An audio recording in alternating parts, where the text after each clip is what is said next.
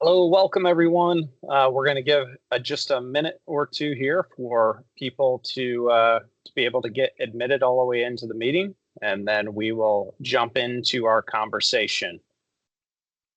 Thank you all for joining us. Again, we'll get started here in just a moment as folks get an opportunity to get into the meeting.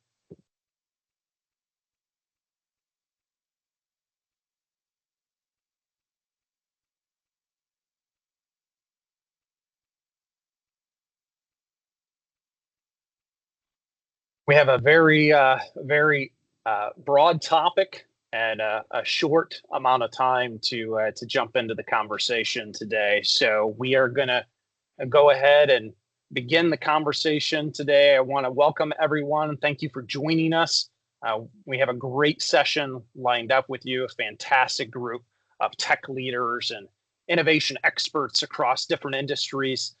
Today, they're going to be sharing their stories about how they've successfully embedded AI into their infrastructure and into their businesses. I'm Mike Dockenhouse. I'm the VP of Digital Transformation at Yo. We are a global workforce solutions provider. I'm going to be moderating the conversation today and helping to guide the discussion among our four guest speakers. Our panelists have all been in the trenches with AI, and they're here to share their experiences from challenges to triumphs and everything in between, with the goal of giving you a roadmap for incorporating AI efficiencies into your business, infrastructure, and hopefully avoiding some of the pitfalls that they've all had to work through. We're keeping things informal today, so once we meet the team, we're going to actually ditch the slides so everybody can really focus on the conversation and what the experts have to say. We are going to encourage you to submit questions as we go, and we will try our very best, time permitted, to get to as many of those questions at the end of the conversation as possible. So with that, you should be seeing some instructions coming through in the chat. Just again, welcome everybody, and we're going to go ahead and jump in. Without further ado, it's my pleasure to introduce you to our panelists today. Bianca Lochner is the CIO of the city of Scottsdale, Arizona, named the #1 digital city in the US for 3 years running, because she specializes in turning new tech into clear organizational value. Bianca, thank you for joining us today. Also with us is Drew Ivan, Chief Architect and CSO at Rhapsody. He's helped modernize healthcare technology, creating data platforms and information systems that allow providers and patients alike to exchange critical data securely, resulting in better overall patient care. Drew, thank you for your time. Dom is the Senior Vice President, CTO at Ingram Micro, leading the transformation from digital platforms to intelligent AI-powered ecosystems at a global scale. His career spans pioneering first-of-their-kind platforms and now shaping how agents, data, and automation define enterprise growth. Dom, thank you for being here today. And finally, John Higginson, CTO and Chief AI Officer at Curriculum Associates. John has managed AI-driven platforms that support over 14 million students and 1 million teachers, in addition to improving engineering breakthroughs and commercial strategy. We have intentionally pulled this panel together representing various parts of the country and experience of all types of businesses, public and private sectors alike. AI as an industry is agnostic, so we hope their stories will resonate with our diverse audience today. Again, panelists, thank you all for your time and involvement in the conversation today. We're going to go ahead and jump in to the conversation. So the first topic we really want to discuss as a team is, where is AI actually creating value? There is a lot of marketingware out there, but where is it actually creating value? So Dom, I'd like to start with you. Again, a lot of conversations centering on flashy use cases, big promises. Where are you actually seeing AI improve day-to-day business operations today? And where do you think as leaders ought to be focusing their AI efforts on for the greatest impact? Yeah, great question, Mike. Like this moments for me, it feels very familiar. Between 2006 and 2012, there was a nonstop about cloud computing. I'm sure we all remember. Yeah. Most enterprise were stuck in pilots and unsure how it's going to make money and hit your P&L. And what separated them, it's not the technology and the winners. It's who operationalized into their business and who made money. That was the winners that time. To me, they are in exactly same spot. Mm. And the amount of hype, like every day you go through the news cycle, is it's the hype and the potential of this AI. But the truth is, 95% of the AI initiative dies in pilot, even with all that potential. Never scaling, never delivering value, never touching P&L. One of my friends said AI POC graveyard is real. And the AI only what matters is what escapes that experimentation and runs the business and delivers, measurable financial outcome.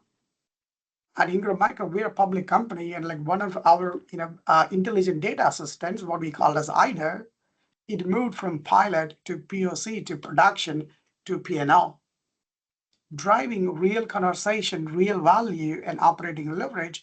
What you can see it in numbers. Like IDA right works inside our go-to-market workflows, means which is powered by our real-time data mesh in our proprietary AI models that moved us from order takers to order makers. Fundamentally, how it's transforming our buying experience to our customers. If you look at our public disclosure, you will see IDA generated over 500,000 proactive engagements, more than 100,000 of those opportunities representing generating billions in revenue in sales. It's, today we are about mid-single digit, percentage in our revenue. Like we are expecting about 10% in 2026. To me, Mike, like if AI is not operationalized, it's not a strategy. It's just another noise, hype, talk, however you want to call it. Yeah. No, I mean, it's amazing to hear those numbers, Dom. And it's irrefutable evidence that AI can be a worthwhile investment when approached in the appropriate way. I love to hear when people talk about AI as a multiplying factor. I think that's really a good way to look at it personally. Bianca, from your point of view, what's one practical way in which you've incorporated AI into the city of Scottsdale, public sector, um, that may seem small on the surface, but it really had a profound impact on the city? Yeah, thank you for that great question, Mike.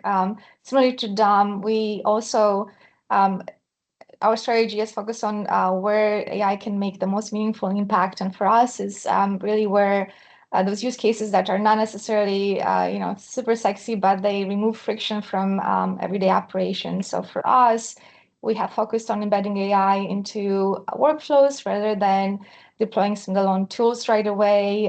So for example, we have implemented AI-enabled capabilities that allows staff to quickly surface information across siloed systems. It's really significantly reducing time spent on searching information and really enabling faster, more informed data decision making. We also have applied machine learning to identify unlicensed short-term rentals properties, which has been a challenge for Scottsdale previously. So with this capability, we have automated what was previously a highly manual and reactive enforcement process. Additionally, in our public safety, our real-time crime center leverages AI to synthesize data from thousands of cameras and sensors, allowing our first responders to act with greater speed and accuracy. Individually, those might seem like incremental improvements, but at scale, they really make us ensure that we have gains when it comes to efficiency, safety, and public service delivery. So for us, AI creates value when it is embedded into how work gets done, not when it exists as a separate layer. Yeah, well, and it's interesting, Bianca. Thank you for sharing that. Those are great examples, and just contrasting what you've experienced and what Dom have experienced. It really comes down to how does your organization measure value, right? And then Right. how do you then deliver on that value with the use of any technology, but Right. certainly with the power of AI. John, pivoting to you, what are some early misconceptions that you think many leaders have about how they should be incorporating AI into their daily operations? Yeah, thanks, Mike. Working in an organization that's about 3,000 people and talking to other companies, I think what, companies are all rushing to try to get people to embrace AI and transform operations or the business, but skipping the step of how do they actually learn how to use it? And I think there's tremendous value in companies in just teaching people that it's safe to, pick it up, use it, try it, give them the licenses, let them experiment with it, maybe loosen some of the normal processes around uh, getting licenses or just how they use it and let them play with it. It's a little bit like learning piano or guitar. The first step is just to pick it up and get a feel for the instrument and get to know it and get to know what its responses are. And then you can move to, okay, well, how might this help my day? How might this help the way that my team operates? Or how might this help the way that the company runs? So I think that's one. I think companies kind of don't really recognize that all this is very new for the vast majority of the employees, and it's a little bit scary. And so just making it safe for them to pick it up is one really important thing. I think the other is that some companies read about AI and they read stories of other companies and they think that AI is this magic potion that you just add to the company and it fixes everything, right? It's like if we just have AI, everything will be great. And the reality is, it's like any technology, like Dom mentioned cloud computing, and like I think most of us have probably lived through a few different technological transformations, like new technology coming in, and where it actually, where the rubber meets the road is how you make decisions in the company, how your process works. You can have you can pay for all the tokens, have the most advanced AI in the world, but if you're just laying it on top of a process that is overly burdensome, bureaucratic, has a lot of decision points, you're not going to actually realize the business value of it. And so I think process re-engineering, thinking about decision making in the company, those are really important parts of any AI adoption. Yeah, that's those are great points, John, that you've pointed out. We don't always think about that angle, particularly the recognizing that there are barriers to adoption just that are based in anxiety and fear, or on being uncomfortable alone. So that's great. Drew, just pivoting to you, what would you say is one AI use case companies underestimate because it feels maybe too operational to sound strategic? Yeah, it's hard to give one answer that will apply across all companies. It's going to be different for everybody. But I think what I've seen is a common pattern. There's a natural starting point, which is that people go after the low-hanging fruit. They try to use AI to help compose emails or summarize long documents or build presentations. And these are all fine things to do. It's a good way to get started with AI, but it's not strategic. It's not really going to move the needle. And what I've found is the important question to ask is how can we do more with AI? Not how can we do the same stuff faster, but what's the next thing we could be doing? What's the first thing on my to-do list that falls below the line of what I can afford to do? What's the next priority that I would get to if I had more bandwidth? And if you find one of those things, then you can use AI to extend your capacity. And I'll tell you how we did it at Rhapsody. Our products are in the space of healthcare, they're moving data between and among different systems, but our products focus pretty much exclusively on data in motion, moving data from one system to another, transforming it and routing it and making sure it gets to the right place. What we don't have is a place for data at rest. Even though it's like adjacent to what we do at the core of our business, we've never made that leap into data at rest. And for us, that was the next priority that we could never afford to get to.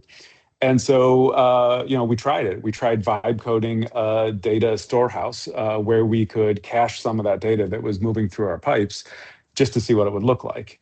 And it went really well. It's far from being a product. I'm not announcing any new products on this webinar today. But what we demonstrated was that there's a viable path from something that's on your wish list into something that can be a reality. And so now we have a solution that, like I said, we're not positioning it as a product, at least not yet, but we can use it in demos and for internal testing and for a lot of different purposes. Whereas previously we just had no path toward getting that. And so for me, that's the real unlock of AI is what does it let you do that you just could not have afforded to do without it? Yeah. Well, and it's interesting, right? Because what you're tapping at is that AI is a two-letter word, but the form of AI, the form that AI can take based upon how you're applying it to a business process, a functional area in the business can be very diverse. So, Drew, thank you. I'd like to switch gears here, but stick with you. Now let's focus on the talent profile that you believe makes AI work. Are there certain types of team members or talent profiles that employers at different stages of their journey need to ensure that they have in order to achieve success? And how do they change, or do they change over time? Yeah. I think the most important thing is to find the right people.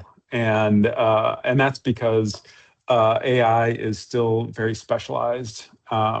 And right now, demand for AI experts far exceeds the supply, which has two implications. The first implication is that anyone who's done any kind of AI project has updated their LinkedIn profile to make it look like they're an AI expert. So it can be hard to identify the true experts from the non-experts.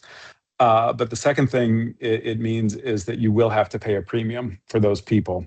There's just no way around it. And it's absolutely worth doing. The cost of not paying for that talent is far higher than the cost you'll pay for that talent. Because the wrong person can set you off in a bad direction and end up costing a lot more. Whereas investing in the right people, the actual AI experts is indispensable. It does change over the life cycle of your AI journey. What we did at Rhapsody was we didn't have any AI experts, so we rented some. We found a consulting company that was aligned with what we were trying to do, and we did our first pilot project, not with our own talent, but with theirs. And it was after that first pilot project that we demonstrated what we wanted to do with AI and how we could do it, that we decided to insource some of that talent. And so that's the point at which we tried to hire our own experts. And it was hard. It's hard to hire your first expert in anything, right? Because you don't know the right questions to ask until you've had some experience with that. So that was a big challenge. But we did get the right team in place, and now we're on a good path. Yeah. Those are great points, Drew. Of course, we specialize in helping clients find the right people, as you mentioned, and I know your internal teams would agree that it helps to have a baseline guidance, as you've described, to pinpoint who's qualified for each role and how they're expected to grow as the roles and responsibilities and application of AI inside of the business evolves and it changes. John, you've seen AI adoption inside a large organization and also from a startup and investor side. In your experience among early adopters, middle adopters, and maybe AI resistors inside of organizations, where do you think most AI efforts stall, and how do they get unstuck? And does it really differ based on the size of the company that you're a part of? Yeah, it's interesting, Mike. And I was reflecting on what Drew said too, because like this moment with AI is that there just aren't a lot of people who are experts. It's new for everyone. There's a great graphic that's making the rounds on LinkedIn of there's 1.8 billion people who potentially have access to AI tools like ChatGPT and Claude. And there's one like tiny colored square at the very bottom, which is the tiny, tiny percentage of people who actually use it on a regular basis and know how to use it. Um, I I think I think it's probably a heavier lift in larger organizations because like anything, it just takes time for the culture and communication and education to, to get through it. But I think the challenges are similar because there is this kind of paucity of experts that are out there that you can that you can use. So you kind of have to bring in some outside expertise and then seed it internally. The first step, I think, is really finding people who are really excited about it, who become the evangelists inside the company, the people who want to pick it up, try it, experiment it. Let's see what this does. And hey, I think this thing over here, like we're doing translations, maybe we can use AI for translations. Hey, we're doing these kind of different takes on customer presentation decks. Maybe we can use AI to help us with that. And those people become both the teachers of how to use AI, but also the people who reveal what's possible inside of it. So I think the first step is just finding those evangelists and really empowering them and kind of giving them license to be outside of the process for a while. Um, in the middle is where I go back to this whole notion of like processes have to change.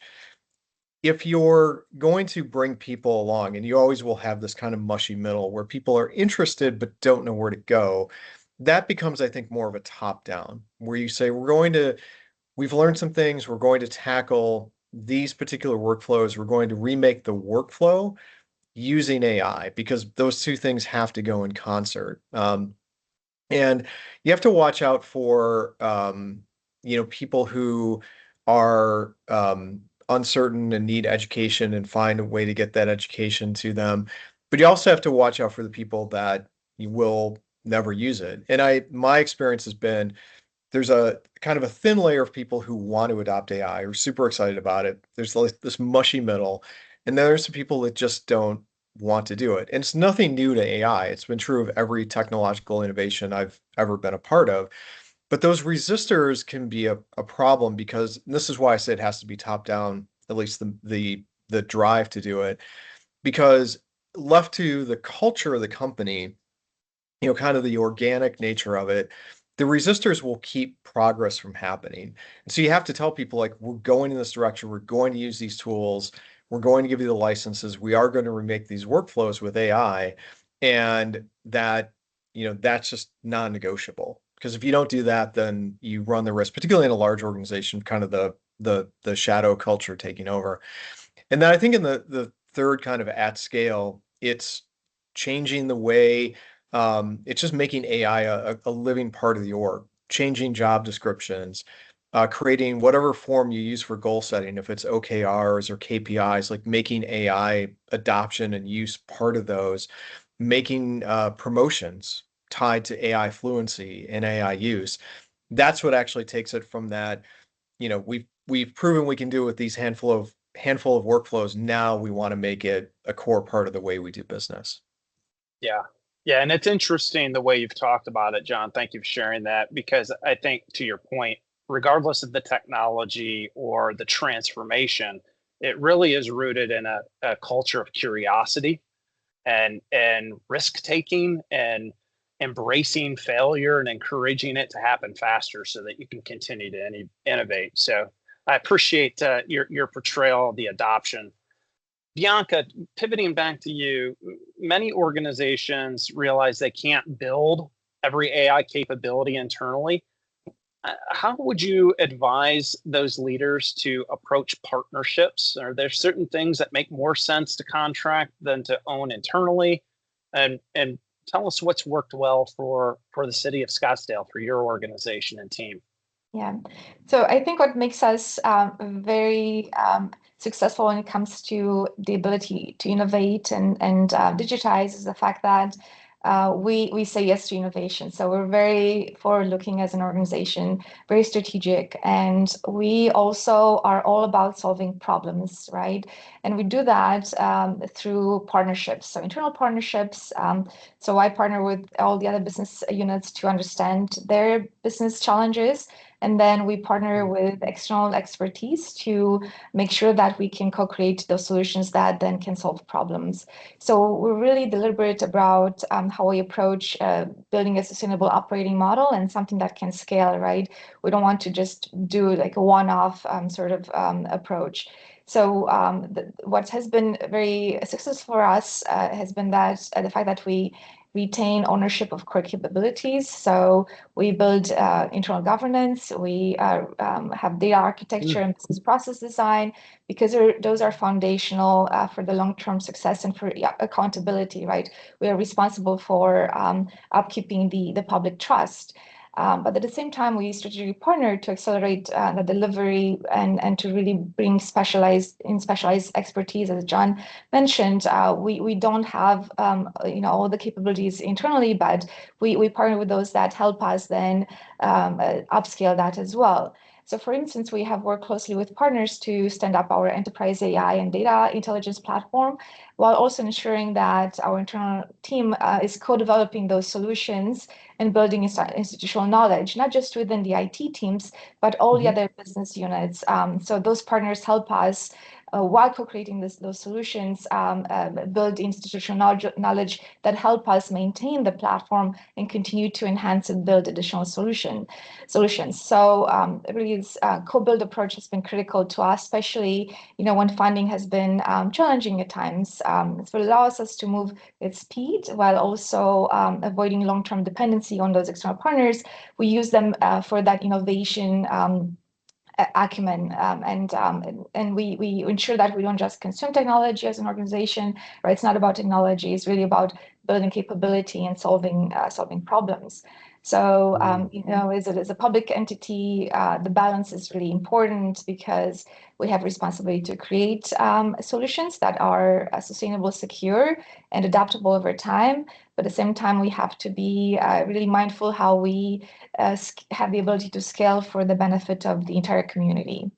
So it's been a great sort of balance, and it's because we are very strategic about it and how we partner and how we expect those partnerships to function for the value of the organization. Yeah, exercising a lot of wisdom and creating a complex model, and clearly there's been a theme here. It's lead with the business value, either the existing process or a recreated, reimagined process that drives to the same outcome. It's not about leading with the technology. It's about empowering the business with the right technology to produce value. And I love the way that you've gone about partnering to make that happen. We see that a lot, obviously, with our clients. They need someone to take ownership of independent projects. They don't have everything in-house. It makes a huge difference to be able to develop at pace and bring value to market rapidly. Let me segue into another topic about upskilling and ultimately who owns it. Specifically, what does the employer own from a training perspective versus what initiatives should employees embrace and pursue on their own? Bianca, what you've learned about introducing AI tools in a way that helps employees feel capable and not threatened. I'd love to hear your story. And are there upskilling approaches that sound good in theory, but as you action them, they don't actually work well in practice? Yes, absolutely. As also John so well emphasized, building the champion champions to make sure that, again, AI really brings business value has been so critical. For us, also empowering all employees has been quite important and a priority, right? The importance of creating a culture where employees feel empowered rather than threatened by AI. I've had many conversations with my colleagues who are, very, very excited about the potential of AI, and then with others who are very reticent because they can see that maybe their world will be changing and they have to change with it. So for us, it's really ushering that change in a very positive and empowering way. And one of our guiding principles has been to position AI as a sort of a co-pilot that augments human capabilities, never about replacing. And I know this has been a theme, right, lately with AI implementations, but it's been really, really standing by that, right? Really investing in digital literacy efforts that are practical and role specific. For example, we have tailored specific trainings and workshops to the legal professionals within our organizations because, right, their job is very very specific, and we want to make sure that we have that training persona that caters to them as well. So really helping employees understand how AI can directly support their day-to-day responsibilities and build that leadership capabilities for the AI efforts. So, for example, instead of the sort of broad technical training, we introduce AI tools within the context of workflows and showing them how they can assist with tasks like drafting communication. I think Joe mentioned that as well, but also analyzing data and navigating complex processes. And for us, one of the great success stories has been leveraging AI and empowering our planning reviewers to review planning permits using AI solutions and expediting that process, and in terms leading to enhanced experience of our constituents' engagements with that specific department. So they see the effect that they have, that their use of AI has on sort of real life applications that really helps with that empowerment and excitement, and for them wanting to continue to invest and advance their skills. So this approach has helped reduce resistance and really build confidence, but again, has to be done at sort of individual persona-based level. And we have also established governance structures that create a safe environment for experimentation, coding, but in other areas of the business, so that employees know that there are guardrails in place, but at the same time they can stretch, right? So the result is more of engaged workforce that sees AI as a tool for empowerment rather than disruption. So they really then think about how they can leverage AI to solve some business challenges and service challenges. So I would say building that culture of empowerment and ushering, understanding that change is personal, and we have to have some patience, but at the same time, we can accelerate in areas where folks are ready. Well, and that's great. Thank you for sharing that. I think it's interesting because you've tapped into the human spirit of those individuals who are typically our best employees, and it's those who want to take pride in their work and they want to feel good about what they produce on a daily basis, either for the company or for the constituents that they serve. So I appreciate that. Thank you. Drew, how have you centralized or decentralized, as the case may be, in terms of upskilling your organization? How much should employees initiate as a part of their own professional development? And how much support or guidance do you think employers should provide? Yeah, unfortunately, it's some of each, a combination of centralizing and decentralizing. The idea of centralizing implicitly assumes that there is someone centrally who knows the answers and who can be the person who brings everyone else along. And there's just there's nobody out there yet who has all the answers. There's no one who can be that person who points the way. We sort of have to discover it organically. But that means decentralizing, and that doesn't really solve the problem. That just makes it everybody's problem. And so there's not an established pattern for how to do this, not quite yet. We've taken a hybrid approach. We've centralized part of it. We've centralized resources for software licenses, training, budgeting, like all that stuff is managed centrally, which gives us a way to say that, yeah, the company's really behind this. We're putting resources behind it. But the decentralized part is where each team and to an extent each individual has to figure out what to do with those resources. Like, how do you make your function more efficient? How do you do stuff that you couldn't do before with these resources that bring these new capabilities? And it's not a great approach, right? I mean, sometimes when the answer is we have to do it both ways, that means that there's not a great way to do it, and that's where we're at. I don't know a better way to do it though, and if anybody does, I'd love to hear it. But that's what we're doing, and it seems to be working for us. We're seeing a lot of innovation at the edges, which drives demand for the tools that we bring in at the central level. And we're moving much faster than I expected we would, and so it seems like we got something right. Well, it's what you've demonstrated is try something, learn, pivot, right, and adapt. So I appreciate the advice that you've shared. I'd like you to hone in on for a few minutes, Drew, if you could, on the leadership role here. You've said culture change has to happen before the technology works. We've heard that as a part of the thread of conversation today. What did that look like inside of your organization, and who would you say is really responsible or taking the lead on driving that culture shift? I know some organizations, is it an IT function, is it a business function, is it where does it sit? What's your point of view on that? Yeah, part of our hybrid approach involves our leadership, and for us, it's all the way up. So it starts with our board of directors, who is saying we want the benefits of AI and we want Rhapsody to be on the cutting edge of this technology. And so that goes straight to our executive leadership team, and it really is our CEO who is who's championing this culture change.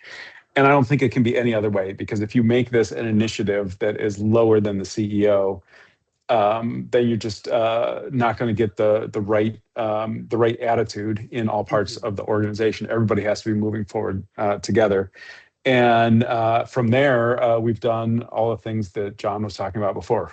We have an existing OKR framework that we use for driving change. And so we made OKRs that are related to AI adoption. John also mentioned, hiring and promotions. That's already baked into our HR strategy, is that we're only hiring people from now on that demonstrate that AI skill. And we're promoting people based on that as well. So any organization has these built-in mechanics that help you drive change, and you just have to be determined to use those to drive AI adoption. And the person who has to do that is right at the top. It has to be the CEO or whoever is at the top of the organization. It's a lot of change happening very quickly, and I think the only way to do it is from the top down. Yeah. Well, and any significant cultural shift almost needs to be. It makes a lot of sense. Dom, I'm going to pivot back to you on everybody's favorite topic, governance. It feels like it often gets ignored until really late in the process. So what should companies be defining early before AI moves too far down the path? And really, ultimately, who's in charge of it? Great question. Governance is one of the most boring topic in AI. Nobody want to do the governance, and everybody want to just go and build, agents all day. It's funny, like one of the, meetings and town halls when I said, we are going to do it, I got like gazillion pings. Hey, how do I do this? Okay. Oh, I got something. People, when you don't have a governance, there's something called shadow. AI spreads silently. we all would have thought, when you're in a larger organization, you would have heard about shadow IT. Everybody's building their own technology, their own tools, and their own process, and there is no governance, and who's liable for what. And when governance is missing, Mike, adoption goes underground. People do use it. I'm sure you would have heard in many news cycles, like different teams using different tools and models and agents, and companies can't even have an inventory of what they have. That's like completely an ownership mismatch in a large enterprise like us. You got to have governance. Here is an interesting statistics. AI-enabled cyber attacks up 70 to 75% year over year. If you let people do everything what they want without governance, and you're going to be in the spotlight for wrong reason. And talk about data leaks, compliance. Like you just launch an agent even internally, even if you don't have a proper authentication and authorization. Like you got an agent or like an associate who sits in North America, all of a sudden they get to see an HR data from another region. That's not any of your folks want to say. Also, the last point is like who's accountable? The accountability breaks down. Is your CIO is responsible? Is your CTO is responsible? Is your CDO is responsible? You got to really have to have the accountability at the center of all this. To us, what we have done, Mike, is like one, we set up AI COE. Everything goes through AI COE. You want to build an agent? That's great, no problem. Please follow the process. And there is an amount of tools, technologies, frameworks. We have given everything. Our first one is just you got to democratize it too, because if people don't know what you have and they're going to pick a technology and they're going to use it. And you got the second one is AI policy. If you're a company, you please have an AI policy in place. It's starting from either procurement to all the way to the usage. You got to have a guidelines, what people should do and what they shouldn't do. Because otherwise, some of your folks might just take your company data and they might just put it in a public forum in a Copilot or on a Gemini. All of a sudden, your proprietary information is available in public. And we have seen that in many places. To me, Mike, leaders just say this part quite loud. They can't stay quiet and everybody want to do stuff. You can go to every organization, people want to go and do so many things. But at the same time, if you cannot have a right governance and AI policy around what you're doing, it is not sustainable. It is going to create a lot of issues for you in terms of compliance and risk. It will increase exponentially because AI moves so fast, so quick. Small things will blow up in a wrong way. So my humble ask is set up an AI COE and AI policy for your companies. Oh, thanks, Dom. I appreciate that. So pivoting with the governance conversation, Bianca, from your point of view, how has the CIO changed or morphed with the expansion of AI? Yeah, absolutely has expanded. I would say the CIO has been evolving into a broader enterprise leadership function, right? As a CIO, I have to be in lockstep with all the other department leaders, with my CEO to understand their strategy, the business strategy, obviously that IT is very much embedded within. So for me as a CIO of the city of Scottsdale, it has meant leading not just technology implementation, but the entire ecosystem required for responsible AI adoption. So everything that we've discussed so far, right? So as Dom so clearly stated, starting with regulation, so a policy, we established an AI administrative regulation, but more importantly, we established an AI governance council that implemented a formal AI risk framework to ensure that every use case is evaluated through the lens of privacy, security, and ethics before deployment. I mentioned, right, we are the stewards of the public trust, but also this framework helps us assess the value of any potential AI solution. So we have that risk value framework that has been so valuable for us. And this also helps with the shadow AI, right? People want to do the right thing, and we want to make sure that they're supported to do the right thing. And in them knowing that we have this governance structure in place, they can submit their requests and use cases, and we can evaluate them every 2 weeks. We review those requests, and everything then gets implemented in a very very supported way that's balances that risk value proposition. And at the same time, we're driving a unified strategy that connects like data, AI, and business outcomes. So it's all about delivering that value. So for that, we implemented our AI data intelligence automation platform to make sure that those initiatives that could bring value are built in a way that really delivers, in a way that is scalable, and that protects the privacy and that trust.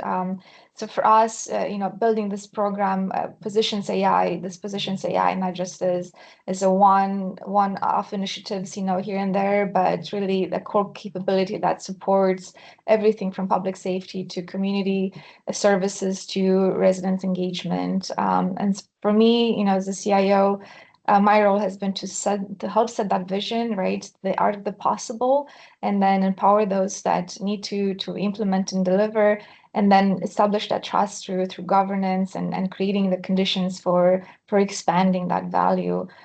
So I would say increasingly CIOs across all organizations, any industries, we are now responsible for orchestrating across departments, business units, aligning those stakeholders, and really ensuring that innovation is both impactful and responsible, right? But also that we're able to accelerate the promise of AI. Yeah. Thank you so much for sharing that. And the conversation is flowing nicely. We are quickly running out of time. So I do want to pivot, and I want to start with Dom. This idea of monetizing, gaining value, be expressed that without monetization, it's ultimately a lost opportunity. Where do you think most leaders misjudge AI ROI and where it actually begins? Yeah, I'll just double down what Bianca said. Everybody's job has changed. I gave a keynote about every CTO job has changed forever. It's not the way what we did things a couple of years ago. Coming back to modernization, Mike, people usually, there's a big misconception about, you got to reinvent new business model, you got to build a new teams, new products, and that's why people have a misconception about where the value comes from. To me, I don't think that's true. AI creates value when it is really built into the workflows of what people do day to day. I think Bianca mentioned in her first example too. I think John mentioned the same thing. AI will become the force multiplier when you embed that into their day-to-day workflow. I think Drew said people are worried and scared about their jobs. To me, it's like humans plus AI is going to be the future. It's HI plus AI. That's why we call it. It's human intelligence plus artificial intelligence. That's why it's going to be the future. And I don't think agentic AI will replace people. It will redesign their roles, but it will make them to help make the decisions faster and right, and when it matters. Like for us, I'll give you an example of our sales brief agent, what we launched it. Like every associate, when they're in a good market function, they will call customers and they do a lot of prep before they make the phone call. And now AI comes in and does all that work for them. And where is a cross-sell opportunity? Where is an upskill opportunity? Looks at their entire life cycle and say, hey, here, please go and have this strategic conversation. Now, if you see this, I don't think our associate job, they still own the relationship, but the sales motion didn't change. Right. But what changed is the speed and the clarity and the focus. The speed to market is what is really, really going to drive us. And what we did in one day, now it happen in hours. And it's less guesswork at that point of time where you can really drive more and more value. To me, this is a great example of modernization without reinvention. You don't have to reinvent every single thing. What do you do? It is if you can embed what people do today, and if you can use AI on their day-to-day life and help them to make the decision much faster. And your turnaround time and go to market, if you can increase that speed, you I think, I know John or Drew said that, like, people are really worried about AI. I don't think, in my opinion, we won't lose jobs to AI. We will lose jobs to the people who knows more AI than us. That is the world where we are going to go. AI will quietly scale, in my opinion, inside the workflow. That's where the money is. Maybe that's your customer support, or that could be a back office transformation. Like those places where really it goes. My last word, Mike, was like, it's like whomever is going to impart that intelligence and how get works done, and that is a place they are going to compound their results over time. That's what we have done, we have seen, and that's where I feel the industry is going to go. Yeah. No, and I think that's consistent with what we're experiencing and the stories that we're hearing as well. So John, just kind of wrap, and then we'll close. Interested from an investor perspective, there's tremendous pressure to have an AI story. What do you think is really separating real value from from otherwise? Yeah, it's interesting, Mike. So just for background, I advise and invest in early stage companies here in Chicago. And I joke that a couple of years ago, a lot of companies took their deck and just did a search and replace, took crypto out and put AI in. And that was their value proposition. And we've seen this too. Like, I think all of us have probably seen from our vendors a couple of years ago, every SaaS software package that we had just slapped a chatbot into it and said, we're doing AI now. I think what really separates companies is, and what really creates value in those companies as an investor is they find the right use cases for it. It's not just we're using AI, but it's we're using AI to do this better.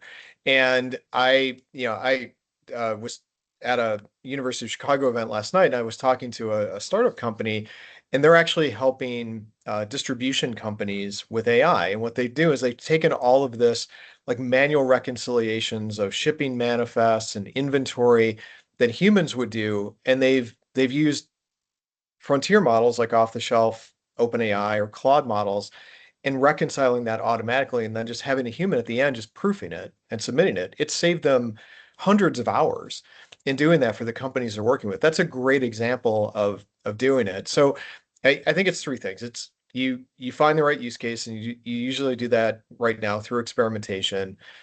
Once you have it, you lean hard into making the changes, not only in the technology, but the org, the process, the decision making to make it really valuable and really realizing that speed.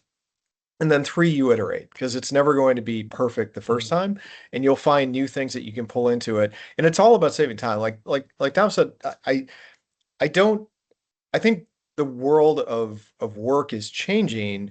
It's not, jobs aren't going away, but jobs where people don't know AI, don't use AI, and don't fold it into the way they operate their companies, those jobs are going away. Yeah.